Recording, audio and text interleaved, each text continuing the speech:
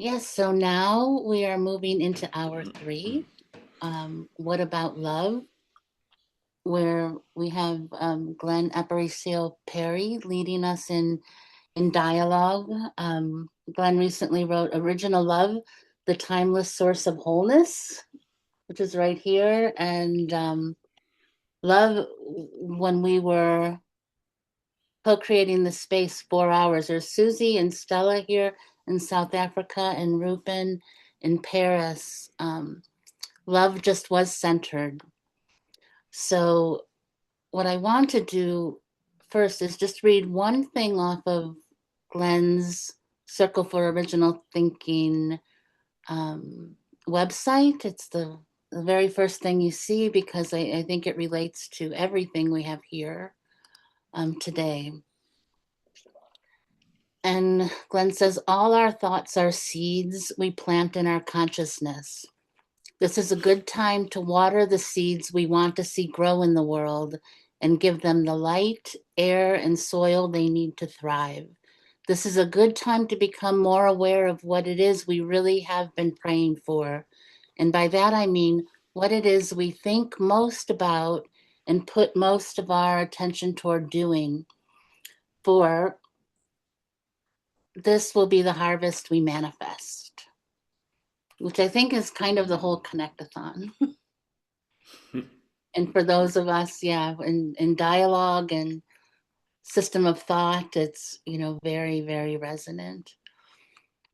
So Susie, Stella, Rupin, and I thought we would just open this. We have a 4 hours together in this centering love, and we'll share a little bit about Glenn, introduce him, and Thomas Rain Crowe, who is a friend and internationally known poet and bioregionalist, is going to read a tiny excerpt of of the review of Glenn's book that really relates to this dialogue as well. But first, I just would like to invite Rupen and Susie and Stella to just briefly share anything you would like at this moment. Maybe about the co-curating that brought us here.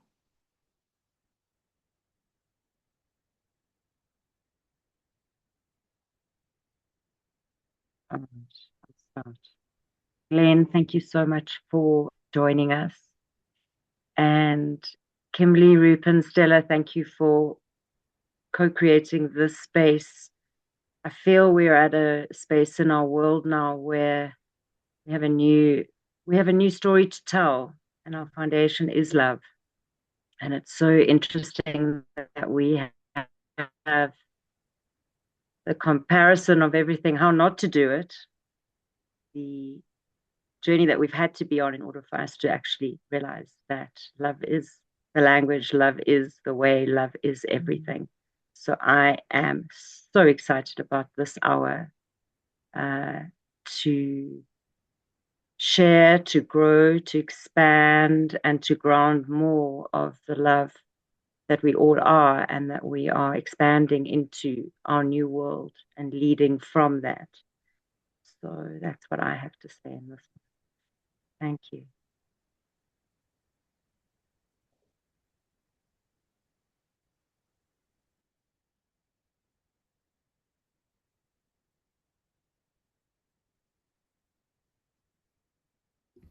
You're Rupen? Yeah. I'm just appreciating also the silence and the wholeness in the silence and the love in the silence. So I'm just bringing attention to that as we move into love.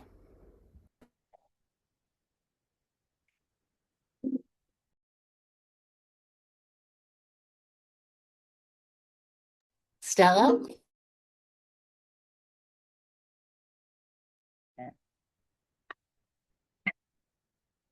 I have not so much to say, but a little to sing. I feel it in my fingers. I feel it in my toes. Love is all around me, and so the feeling grows. And it's been this this song, many other songs as well, but this song in particular has been a little bit of a theme for us at Mara. And I'm reminded of the incredible conversations that the four of us have had over the last little while. And what has really stuck with me is more than once we've sort of referenced this seemingly physical sensation of an open heart. And I've caught myself in community a lot of late, just running into the room and wanting to hug whoever is here, running into the room and wanting to just share this overflow of love that is tangible, and it's not directed at anyone in particular. It's not a response to someone said or done. It's just this overwhelming sense of an overflow that has come very naturally. And I feel like that is part of the key to love. Thank you, Stella. It's not something we have to force. Thank you. Thank you. And speaking of love, my daughter Anna just called and wants the link, so I'm going to send that to her in just a little bit when we get started here.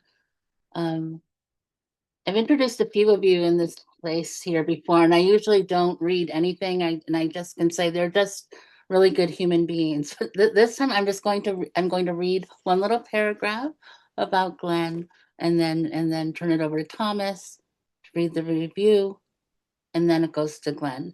In our circle, this goes longer than an hour. We're flowing into the next hour where Allie and Thomas will lead us in an embodiment poetry exercise after this dialogue. So a little bit about Glenn. Glenn Aparicio Parry, PhD, Nautilus award-winning author of Original Politics, Making America Sacred Again from 2020, and Original Thinking, a radical revisioning of time, humanity, and nature in 2015. Those were the first two books of this trilogy that preceded Original Love, the timeless sense, timeless, I always say sense, but it's source of wholeness. He is the founder and past president of the Seed Institute, and currently an adjunct faculty member at the California Institute of Integral Studies. He is president of the John Gebser Society, as well as president of the think tank Circle for Original Thinking. And he's the host of the Circle for Original Thinking podcast, which I get to help him with. Alexander was a guest recently. Glenn organized and participated in the groundbreaking Language of Spirit conferences from 1999 to 2011 that brought together Native and Western scientists in dialogue, moderated by Leroy Littlebear. That's a little about Glenn. There's much more to Glenn. It's a little bit. And then Thomas Rain Crowe, we're welcoming here. Thomas is an internationally published author, editor, and translator of more than 30 books, including the multi-award-winning nature memoir, Zorro's Field, My Life in the Appalachian Woods. In 2005, he spent 4 years off the grid, living there. I'm holding this book here, one of his more recent books, Painting from the Palette of Love, since this is about love. The Mystical Poetry of Kabir, and he's got a couple new ones since then. But Thomas, we're really happy that you're here, and you've written a lot of reviews. You've written a lot of books, a lot of poetry, and you were struck by Glenn's Original Love and wanted to share a little piece of that. Would you do that? And then we'll go right to Glenn, for this to be whatever Glenn wants. Well, it's wonderful to be here. It's wonderful to see some familiar faces. It's good to see Glenn again. Hello, Glenn. I'm going to read just a little bit from my review of Original Love. Here it is in print. I think what I'm going to read speaks for itself, and I won't keep anyone any longer, but following up on Stella's song, the review starts with a quote, "I want to know what love is. I want you to show me," which is a quote from the rock band Foreigner, one of my favorite songs, actually. So it all fits together here. So here you go. There's love, and then there's love. In Glenn Aparicio Parry's book, Original Love, A Timeless Source of Wholeness, he gives us the full Monty of what this means, as if looking at the earth from outer space through enlightened eyes. We're not just talking about romantic love here, but how the love energy is pervasive and proactive both here and beyond. Parry spends a lot of time musing about, almost biblically, about ancient and recent indigenous peoples and how there are no distance between mankind and nature, and a nature that included the cosmos as well as the earth. He discusses this paradigm in the context of what is original in relation to time, saying original meaning arising from source. If something is original, it is timeless, both old and new, and both place and time, with love being a foundational force of the cosmos. As many indigenous peoples knew, it's all about transcending the rational mind and returning to leading from the heart.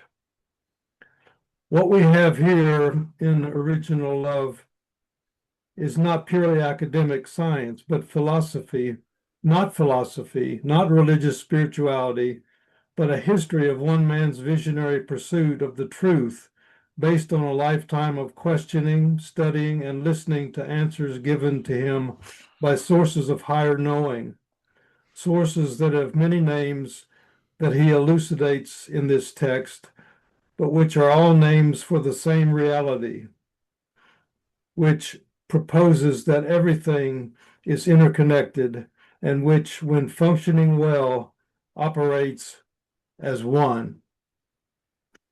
So that's a little snippet from my review of Glenn's book, and I'm going to turn it over to Glenn. Thank you, Thomas. Thank you, Kim. Thank you, Alexander, for providing a beautiful introduction to Connectathon that I deeply appreciated this early morning.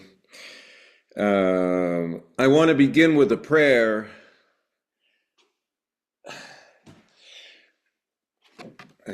That's...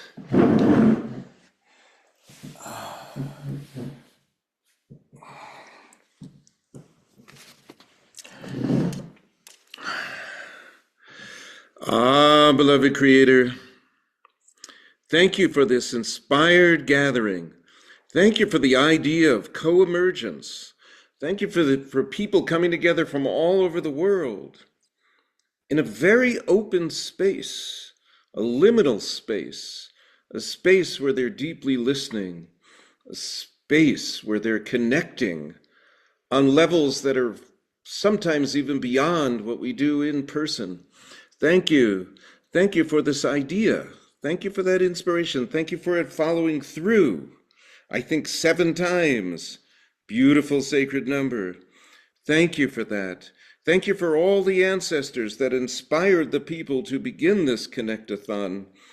Thank you for the ancestors of each and every one of you.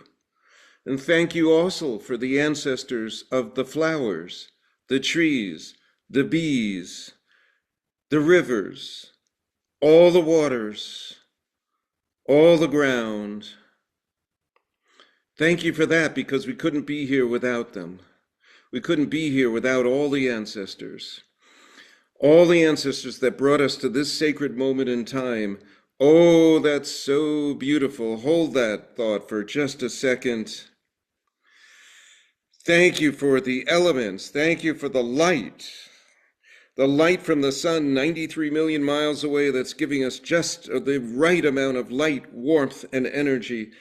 Thank you for the breathing aware air, the prana, the pneuma, the ruach, the spiritus, many names, the pneuma, oh, so many names, but living, breathing air.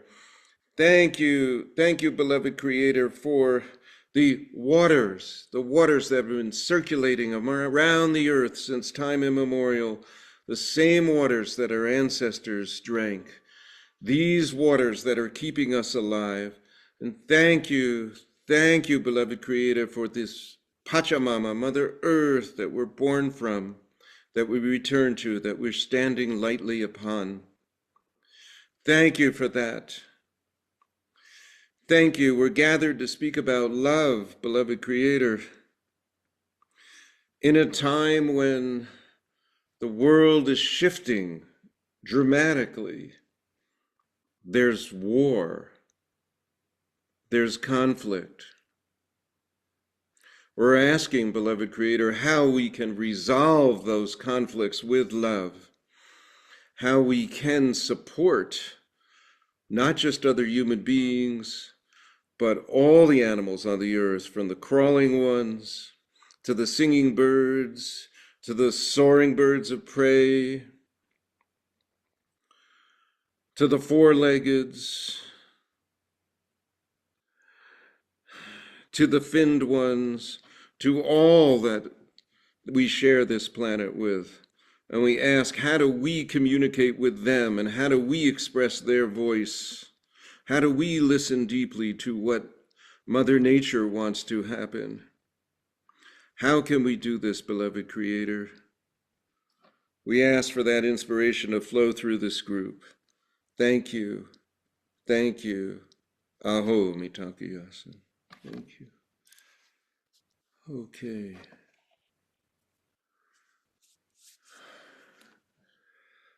Okay. Well, first thing, I'm still, at this very moment, doing my best to tune into what the energy is here, because I had a plan, but I don't necessarily have to stay with that plan.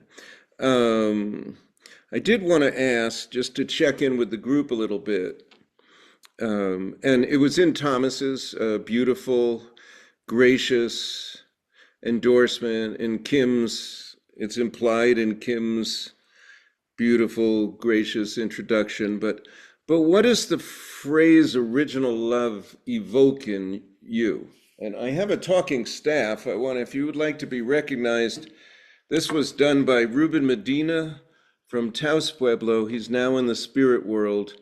He made, I think, about 8 staffs for me, and each time I would give away the staff to someone so he could make me another one. But he's now in the spirit world now, so I don't think I'm going to be doing that. I'm sorry. but still, who knows? Maybe I'll find somebody else. But what does the phrase original love evoke in you? I'd like to hear from at least 1 or 2 people, and then I'm going to hand the staff ceremoniously through this virtual space so you can hold it and you can feel those vibrations coming through you. And you can raise your hand in the old-fashioned way or the Zoom way. It doesn't matter to me. But I think we can. Yeah, I think for me it Okay. evokes Adi? yeah. Artie, sorry. Yeah, Wait yeah. for a second. I'm going to hand you the staff ceremoniously. There you go. Thank you. Receive it. Thank you. Yes. So original love for me means I think I wrote it in the chat box as well. Agape, something that's unconditional and safe.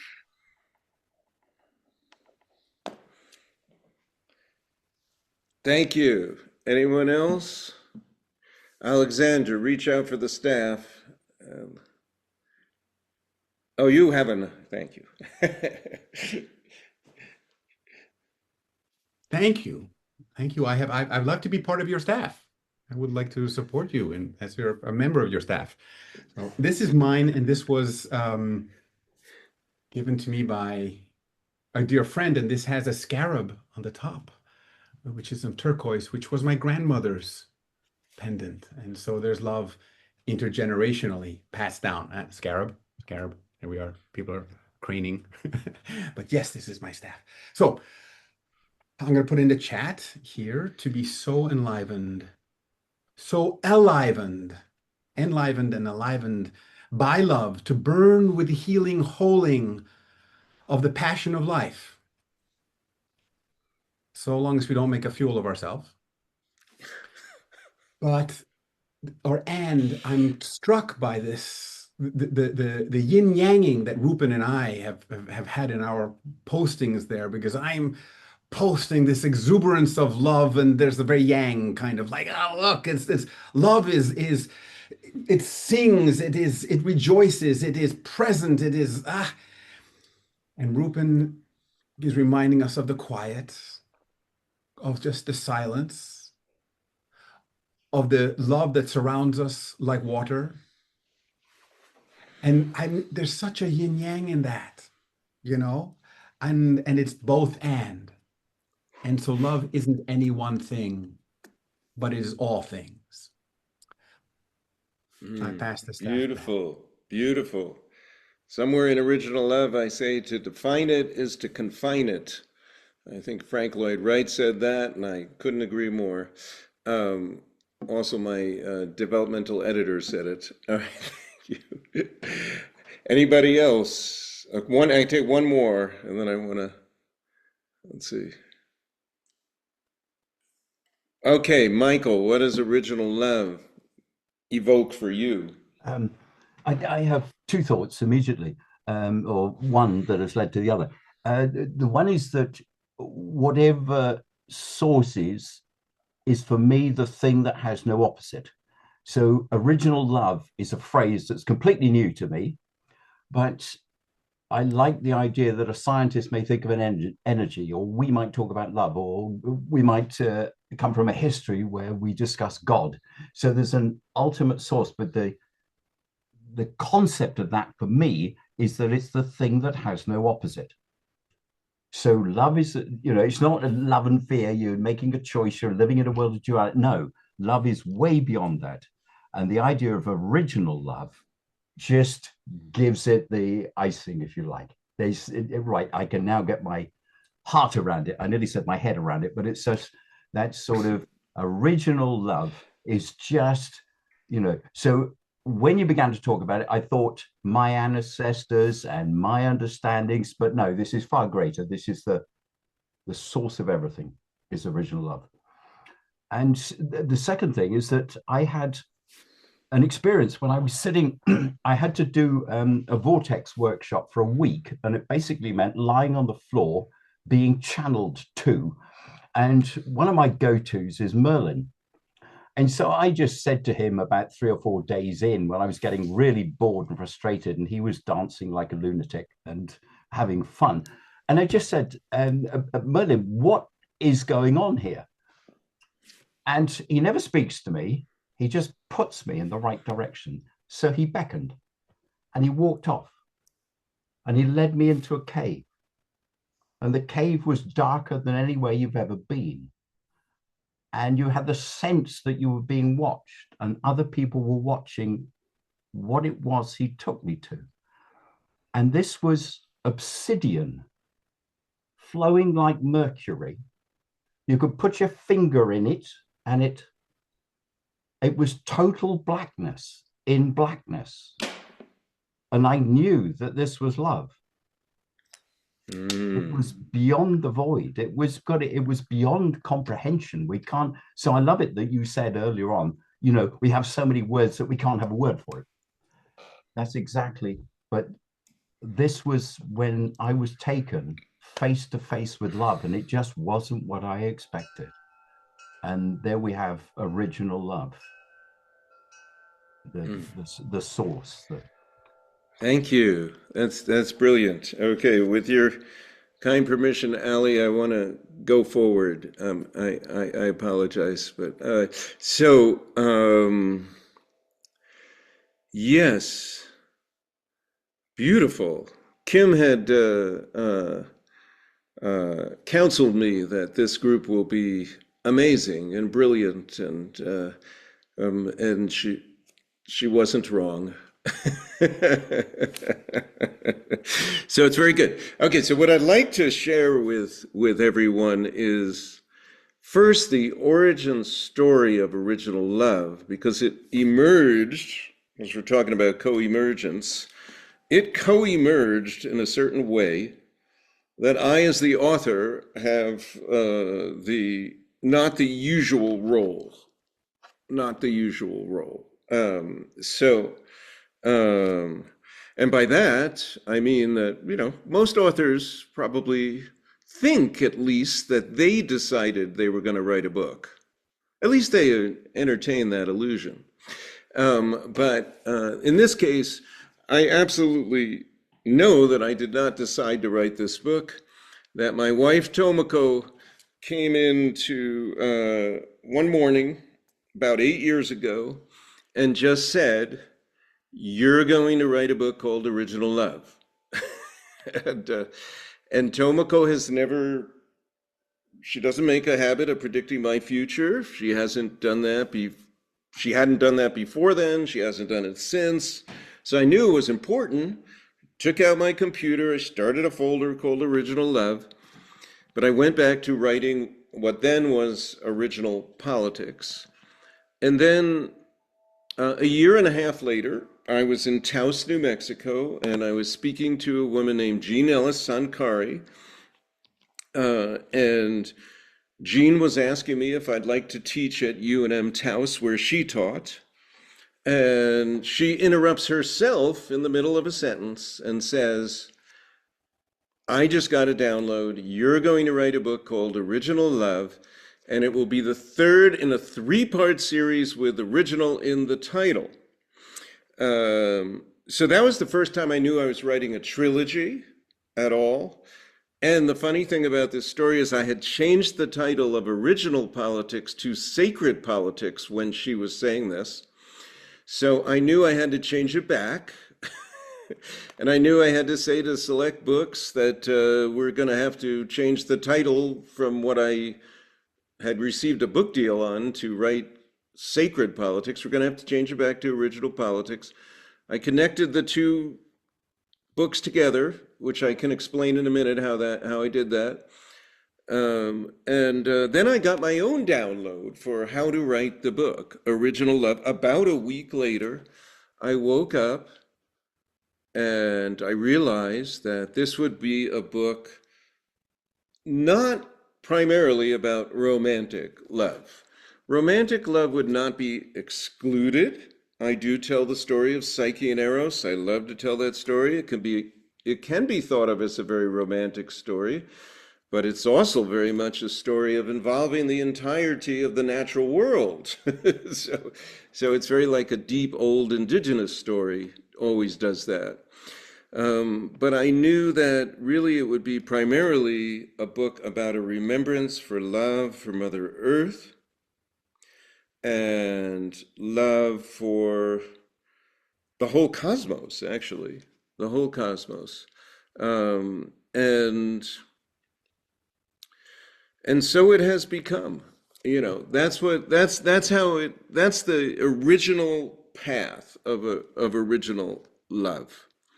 And I should say that just to go back to fill in the blank of how original thinking and original politics were connected together, that came through Leroy Little Bear, who first asked a question in 1999, July 4th, 1999, at the Sheraton. It's now a Hotel Albuquerque, but it was the Sheraton then in Albuquerque, New Mexico. And he asked, "Is it possible to come up with an original thought?"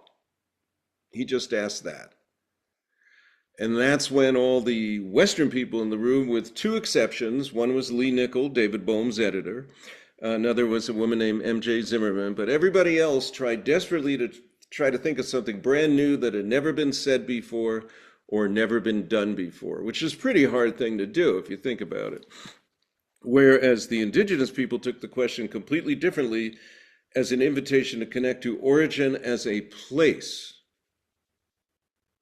And that's when I realized that Western culture has essentially replaced place with time, which is why a mathematical cosmologist, even my favorite one in the world, Brian Swim, who does understand very well that the universe story is a story, and he tells it that way. He tells it beautifully. He told it with Thomas Berry in a book called The Universe Story. But even for Brian, even for Thomas, they were going to the place, not really a place at all. They were just going to 13.8 billion years ago. That's where they say the universe began.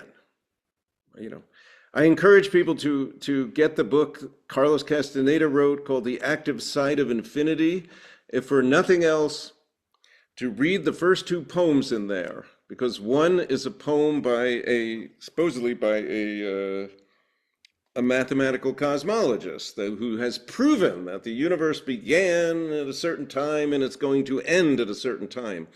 And at the end of the poem, he says, but he doesn't realize that he's only proving what is the syntax of his mother tongue.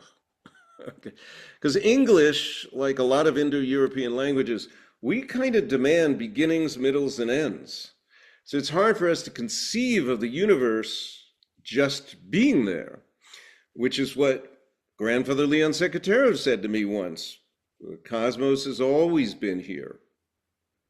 I thought he meant it's a blessing, not a creation. It didn't start ever. It's always been here. It's just an interesting way of looking at it. And in that same book by Carlos Castaneda, the second part of it, there's a poem that's by presumably an indigenous person that talks about the cosmos is just a series of fluctuations of intensities. It becomes more intense and less intense, more intense, less intense. It didn't begin, it will never end. And then it also says at the end of that poem that he doesn't realize that he's only proving the syntax of his mother tongue. So in indigenous cultures, there's very little reliance. Sometimes, as Sagesh Youngblood Henderson said, you can go all day long without uttering a single noun. But sometimes, Sagesh even said, sometimes that could cause some problems. For instance, he went away on a big trip and he gave instructions, he thought, detailed instructions about what needed to be done with the front porch. But while he was gone, nothing was done.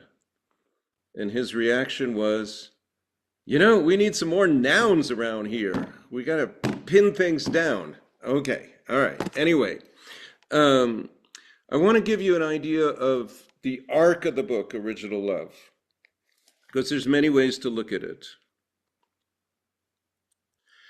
It's partly a co-evolution of love, humanity, nature, and consciousness. I actually wrote that on the back cover.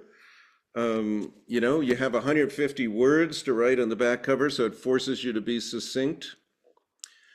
But it also traces 4 eras that were proposed by Mongolian shamans. And they said, for the last 21,000 years, they said that the first era was the era of Earth, when we're within the womb of Mother Earth. We're just immersed in the womb of Mother Earth. And then they said the second era is the era of sky, or spiritually enlightened societies. And they said the third era is the era of man. And that's when we're seeking scientific innovation to have some kind of mastery over nature, an era we're still very much in.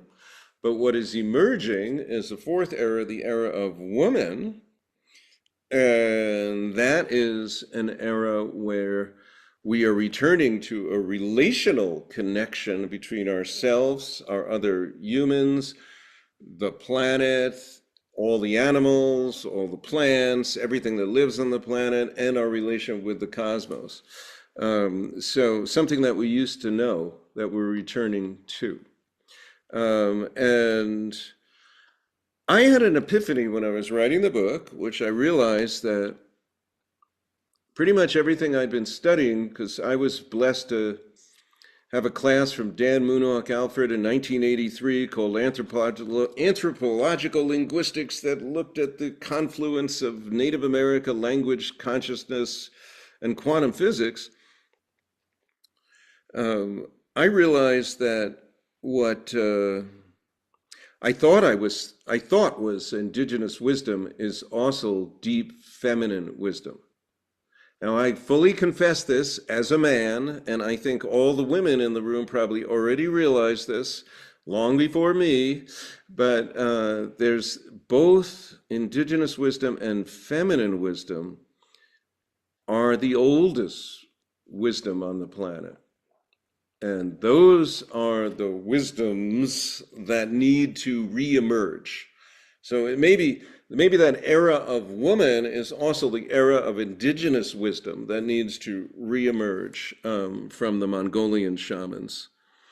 So those 4 eras the Mongolian shamans proposed became the 4 parts of the book, really. And the first part is called Love and Wholeness. The second part is called Separation from the Whole. The third part is called Love in Modern Times. And the fourth part of the book is called The Undivided Presence of Original Love. And I may or may not read you a little bit of each of those sections. I kind of want to, but I also don't want to read too much. There's still one more way to look at the book, because it's actually the way I plan every book. And that's it begins from seed, and it then goes to root, to bud, and to fruit. So, and then what does a fruit do? A fruit produces a seed, and the cycle begins again. So every book I've written has 4 parts for that reason, and they're usually returning to source. I tend to see the world that way, in cycles. Not everybody does, but whatever way you see the world is good. Thank you for being here, because we are going to benefit from how you see things. Okay, I want to start with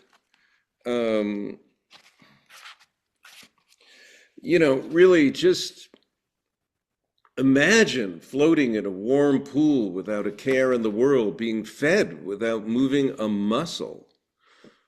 An endless supply of liquid nutrients just comes where it comes from. You do not know. There is no struggle, no need to hunt or forage. Nourishment is everywhere. Your eyes are not yet open, but you feel deep, abiding peace. More than peace, love, original love. There is love within you, surrounding you, enfolding you. Warm love, sweet love, pure love. All is love. All is interconnected. All is whole. There is no mother, at least not one you recognize, because there is no separation. There is only oneness, an undivided, complete oneness. That's the first paragraph of the book. Okay, so this is an example of what Jean Gebser would call archaic consciousness, a consciousness where we are one with everything and there is no separation. There is no separation. How many have experienced that? I bet you all have, but how many have experienced that? No, maybe not. Okay. All right, so partly. So some have not experienced that. Okay. And all right. I think this oneness is something very interesting. Okay. All right. Any thoughts? I'm going to turn it back over. Oops, I lost my full screen. Anyone want to share something at this moment?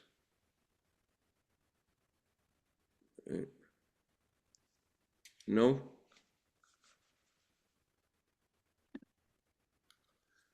Okay. It's passed for you, Allie, what you were going to share? Okay. You don't have to. You do? Okay. Yeah. All right. Thank you. Reach out for the staff. I'm good. Thank you. Just taking a nice deep breath in to sense into your journeys. It's remarkable to hear the breadth and scope through time, if there is such a thing anymore. And so I welcome just a little look-see at a seed that I gathered from the sea here. And my inspiration earlier was to share a little reading, if that's an okay thing, that might further anchor this quality that is all around us, among us, between us, and ever present. And it's a quotation from Saint Hildegard von Bingen that I read at one of the very first gay marriages over, 25 years ago in New York, in the country. Goes like this. Then creation recognized its creator in its own forms and appearances. For in the beginning, when God said, "Let it be," and it came to pass, this means, and the matrix of creation was love. Because all creation was formed through them, as in the twinkling of an eye.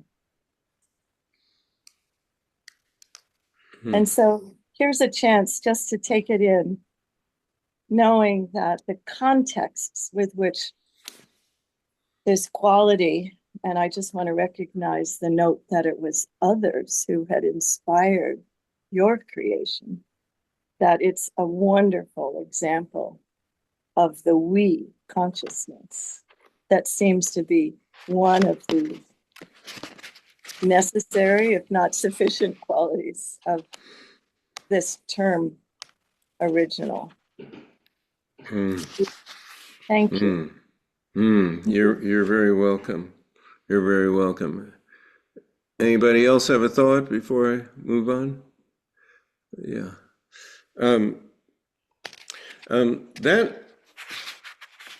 That first chapter that I didn't read the whole thing, I only read the first paragraph.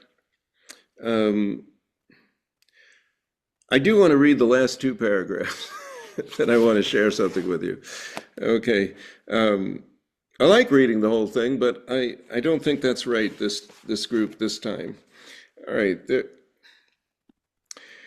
There was once an intimate relationship between the human and all other creatures. We are their relatives.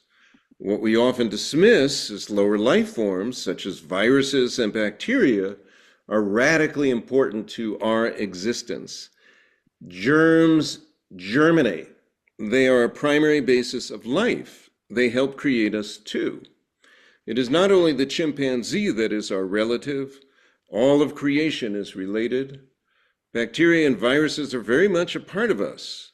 They create us and they can sustain us, coexisting harmoniously, but if we or they are out of balance, they can kill. The world is now learning this lesson. We must come back into balance. The way to do that is to remember who we are, a microcosm of the macrocosm, related and interdependent with all there is. To fully realize this truth is to open the heart in joyful ecstasy. What a blessing it is to be alive and integral part of the whole. Okay, so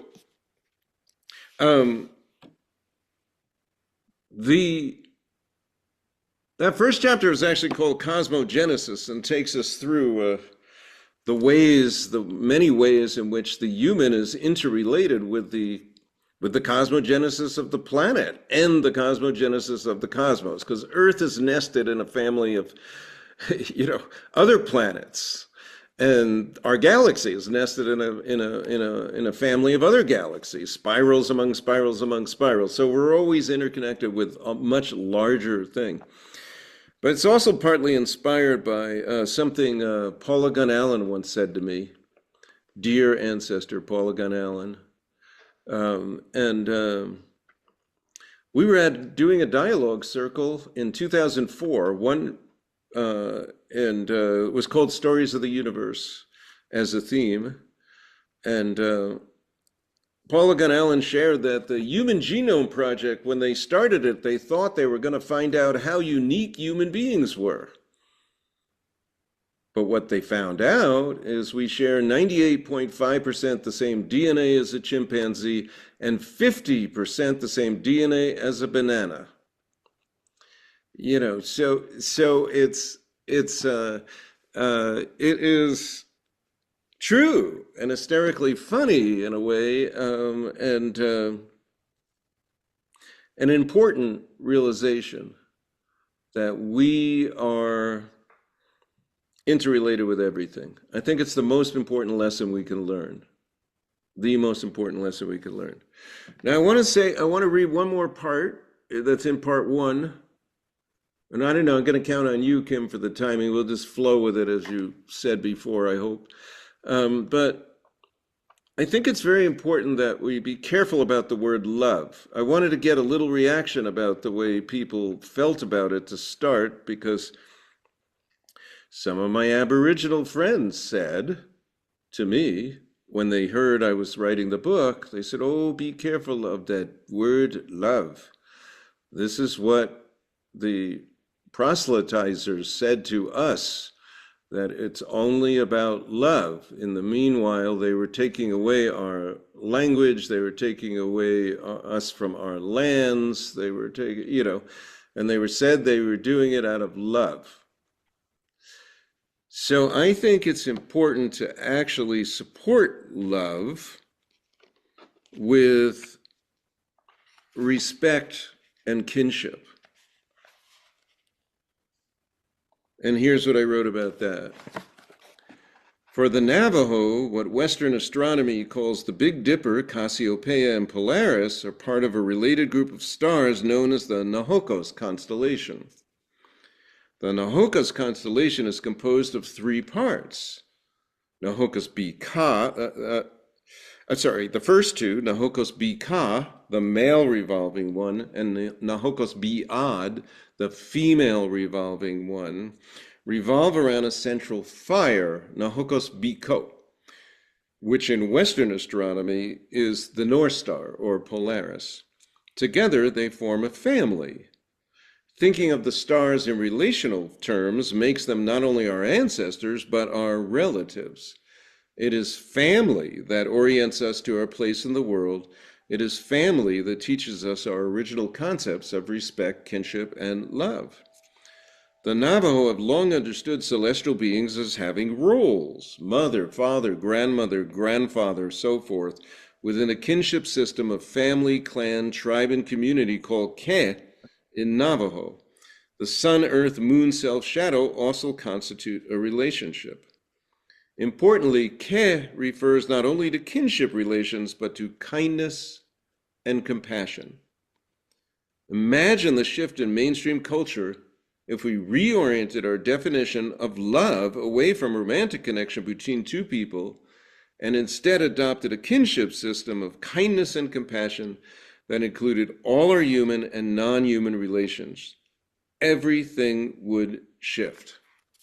Okay, that's enough to read from that. But it's important. It's important. Now, I want to re-ask that question again I asked before, because I have a feeling maybe I didn't ask it right. How many have felt that all is one at some time in their life, that the sense of oneness? Nope, still not that many takers. Okay, all right, here we go. Okay, more takers. Okay, more takers. But okay, not everyone though. Okay, all right, interesting. Okay, you got. Then I once Wow. ordered a pizza and it came by delivery, and by the time it arrived, it was all one. I just tell you.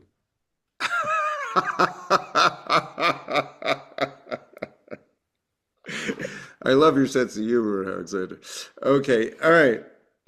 One of the stories I tell in the book, Original Love, when I start part two, is a story of the separation of the sexes. Now, how many of you are familiar with that story told by Plato in the Symposium? RT is? Okay, some are. Okay, I'm not going to read it, but I want to share that story because I just love this story. So this is, according to the ancients, all humans were once double-sex beings within a single body. We had both, most of us were male, female, but some were female, female, and some were male, male, and some were androgynous. But we were all double sex beings in a single body, which meant that we had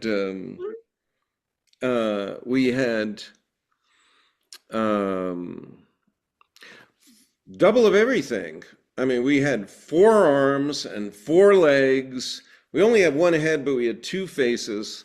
We had 2 sets of genitalia, and we could move very fast. We moved by doing cartwheels, and the gods became leery of us, and so they determined that they needed to cut us in half like a flatfish. And so they did. But then the most interesting thing happened. And if I were here in person, I would pick someone to hug.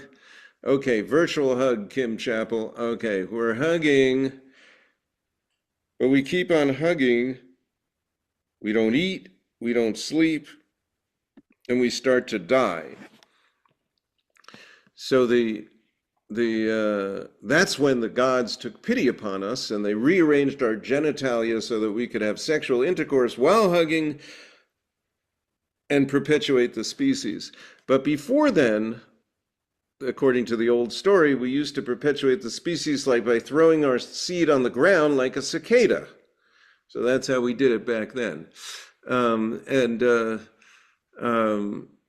interesting thing about this story is that most people assume that this is just a fictional story. It's told through a fictional character, Aristophanes, and everybody thinks, oh, that's cute, but that couldn't possibly be true. But, if you look around today, you can actually find trees that have female branches on one and then male branches on another.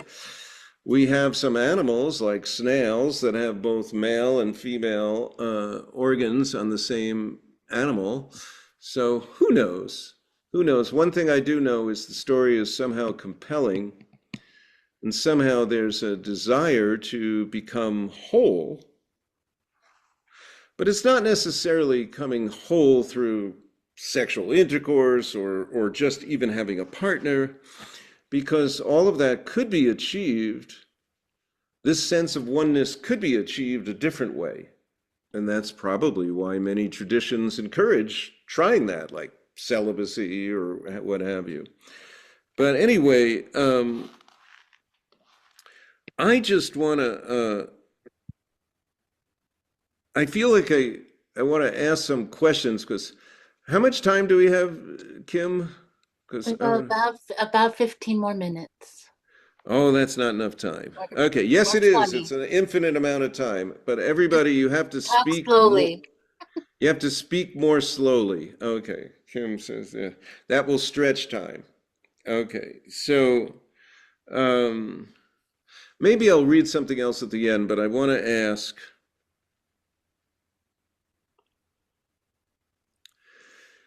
And building partly on the other things, So there have been some leaders who have very much acted out of love. I mean, Gandhi, I think, acted out of love. Nelson Mandela acted out of love. Martin Luther King acted out of love. There happen to be three men. That's I'm trying to, but those seem to be the exceptions. So, what would it take for world leaders to routinely act out of love in this world? What would it take?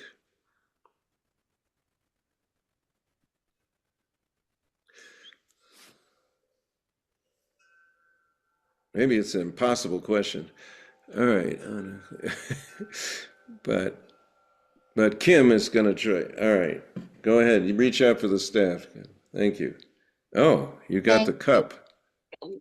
What's coming up for me is it would take new world leaders. Mm-hmm. But maybe that is but we're all leaders. Yes. We're all leaders. I'll just say that. I'll put this back.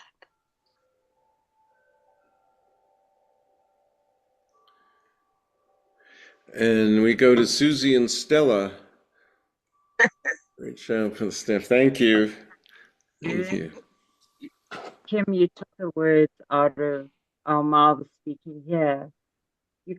I don't believe you can change the leaders we have. I think there's a whole new birthing of the new, coming through love, coming through the being. It's the marriage of the masculine and the feminine within us coming back together, the mind and the heart. And that intersection is the being. And we are evolving into beings with the example of the past of how say not to do it, but it has had to happen. We've had to have the illusion. We've had to have the separation in order to meet and relearn and remember who we are, this product and creation of love itself. So for me, it's leading with love is a new being that is being birthed in the environment that we have now. We are all in this beautiful rebirth together. It's certainly been my personal experience of meeting myself as marrying my mind and my heart and putting myself together and to be able to express myself as a new being in this moment. So that's my thought.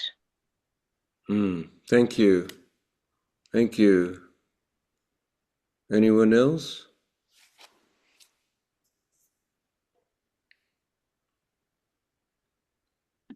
Oh, also, is that, no. Okay. Yeah, one of the things that comes up, I thank you very much for those comments, because that really obviously is true. And one of the challenges when writing a book about love or anything else is that, what we stereotypically name as feminine or masculine is not necessarily agreed to by every culture. The moon is a very important part of this book, and the reason why it's on the cover, there is a reason why it's on the cover, but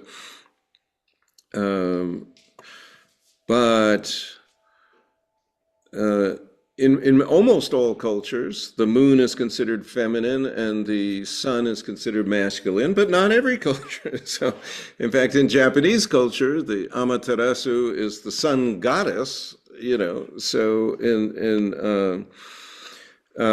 and there are other cultures that look at the moon as both feminine and masculine. So that's very interesting. And I would agree with that, what was said, because, and I apologize, I'm not sure if it's Susie or Stella. Who was just speaking? Is that? Susie. Susie, okay, that's what I was going to guess. Okay, but I wasn't sure. what Susie said, because, we've had some examples. We've had a lot of women have risen to power in the past century. And sometimes they felt compelled for one reason or another to be rather masculine in the way they exerted their power. So there were a lot of really, really strong women leaders, from Margaret Thatcher to Indira Gandhi to kind of that. And I think what is emerging in the future perhaps is what was just spoken about by Susie, where there's an integration of heart and mind, whether it comes in the form from a woman or a man, doesn't matter in a way when it's integrated in that way. And I turn to Alexander. Yes, you already have yours. Yeah, I received it. I put my staff thank you already. Thank you. Good.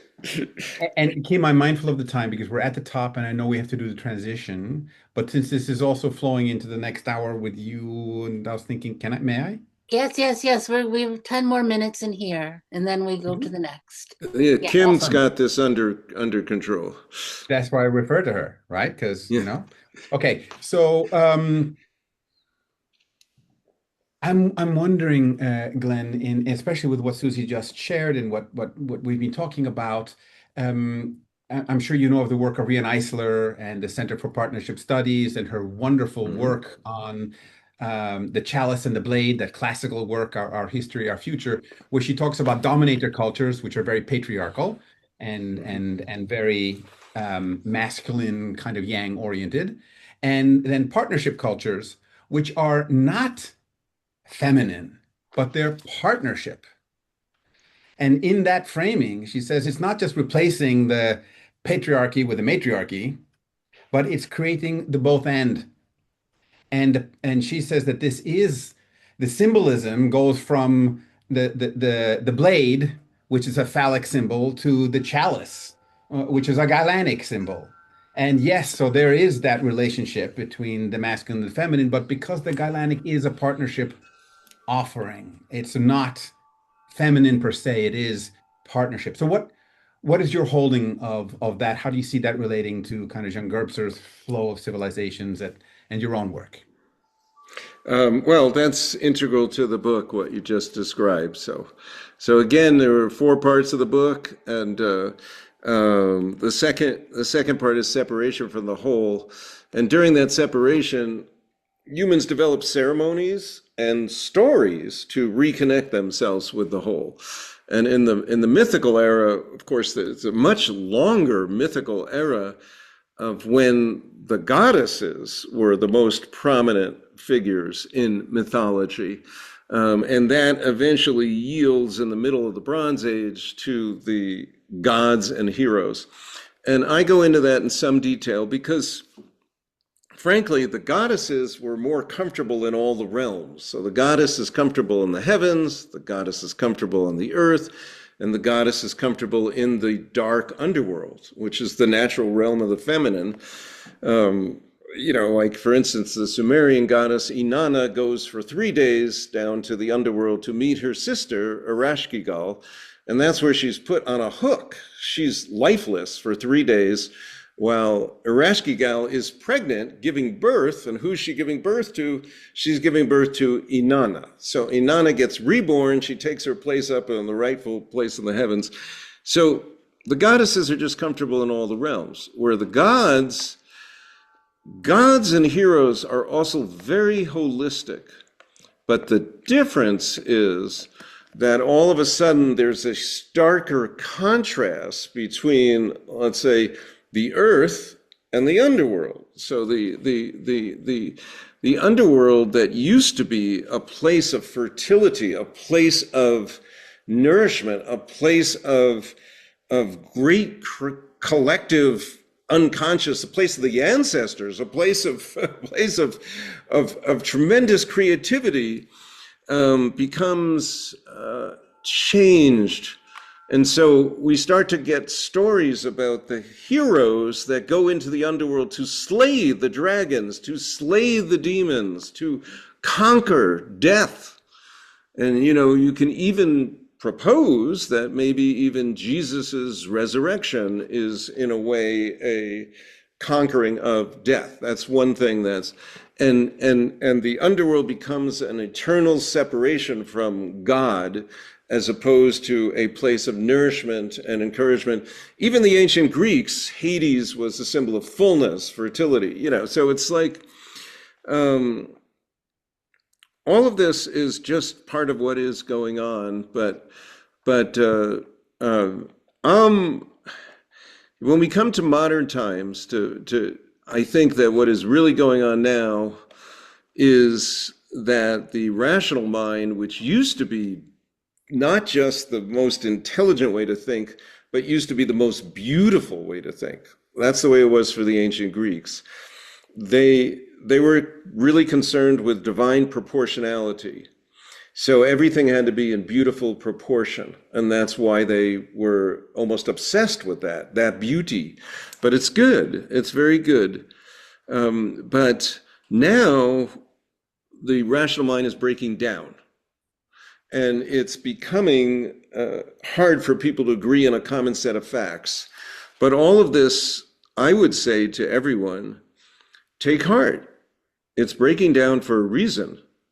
It's breaking down so that the heart can come through. It's breaking down so that we can get back to wholeness. It's breaking down so we can get back to love. It's breaking down so that it's a breakdown to become a breakthrough. Okay, I want to go to Thomas. Thank you, Thomas. Yes. Well, I'd like to bring in my staff from Machu Picchu, Peru. So thank you. In terms of the masculine and feminine, at the beginning of our talk, Kim mentioned this book, my translations of Kabir, Paintings from the Palette of Love. And what I've done with this book was unparalleled in terms of anything I've ever done with translation. I've divided the poems into masculine and feminine.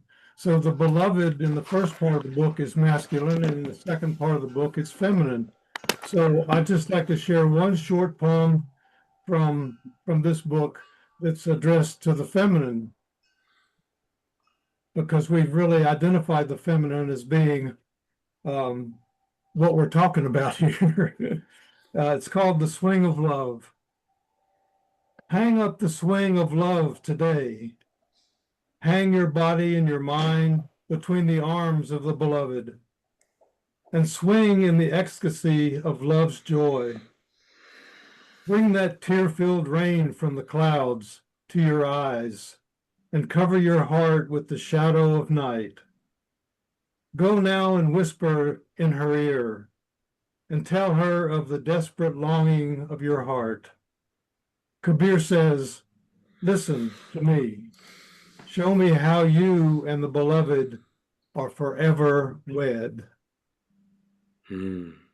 So those 14th century Sufis really knew something that it's taken us a long time to forget, but hopefully we're getting back to that again. Beautiful. If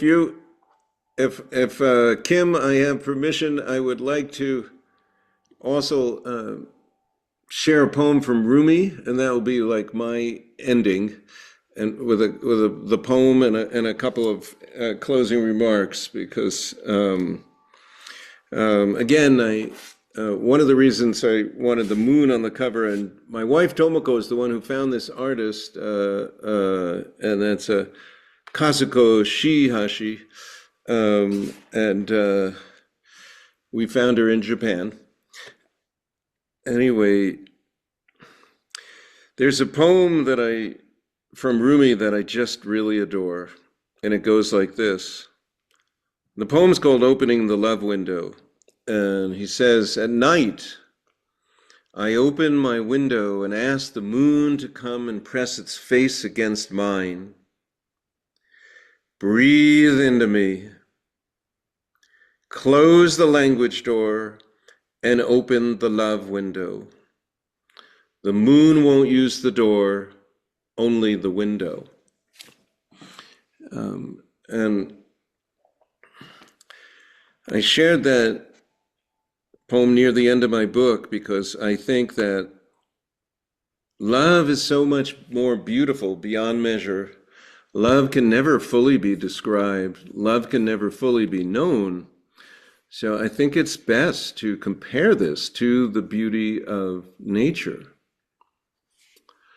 And that's why my wife told me about Natsume Soseki, who he was a Meiji-era professor, who assigned his students the translation of the English words, I love you. He was also teaching English, and he said, how do you translate I love you? And his students said, Kimi o aisu. And they said that because the word kimi means you, and I means love. So they gave a literal translation.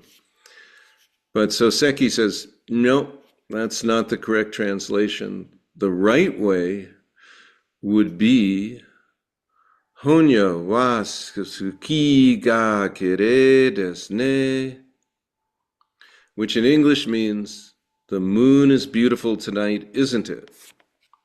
So this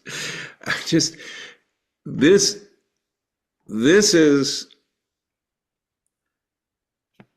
it seems to me, the only way we could conceive of love. It's beyond what we're ever going to be able to get a grasp on. But poetry, thank you, Thomas, for the beautiful book. Poetry can help get us there a little bit. And something else, something mystical, something mysterious, something beyond our normal way of knowing and seeing, that's love, I think. I'm clocking out, Kim. Here we go. It's all to you. Thank you. Carry on. Well, thank you so much, Glenn. It's a remarkable hour, more than an hour, timeless hour. And you had no way of knowing, but you just completely introduced what we're flowing into next. Exactly. There will be more poetry, and it will be Thomas and Allie. And I'm going to put the link to your website in the chat here so people have it, Glenn. And thank you. I think we will take a break for a minute just to refresh. We'll turn off the recording and then turn it back on for the next session with Allie and Thomas. So I think everyone, thanks you very much. And thank you to all. Bye.